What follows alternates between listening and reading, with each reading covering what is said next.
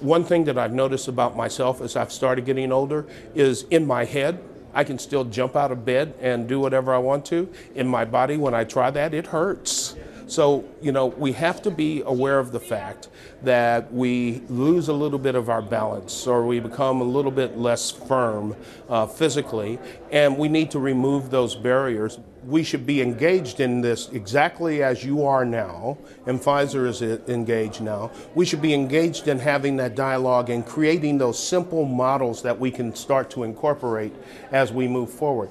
We sometimes have a tendency to wait until things hit a critical mass and then need to go in and spend extraordinary amounts of money and resources to try to catch up. We need to be doing this now. So study the problem, create common sense, reasonable fixes and alternatives and options, employ them as wide as we possibly can.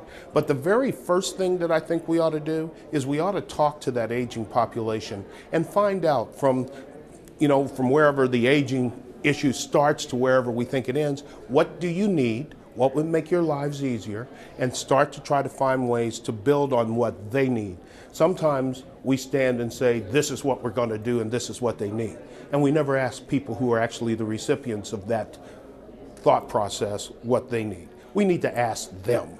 The main thing that we can do is make the cities that we live in, make our city, my city, more walkable. Okay, put things that are in need closer to those folks who need them. Like in our downtown area, we have a market that's right there. The market is right on the streetcar line.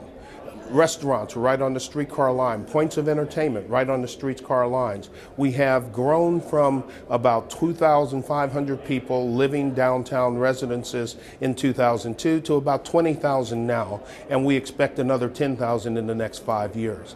So that population is moving to downtown. We know that, so let's make sure that the amenities and needs that they have are met within walking distance of where they are to the fullest extent possible.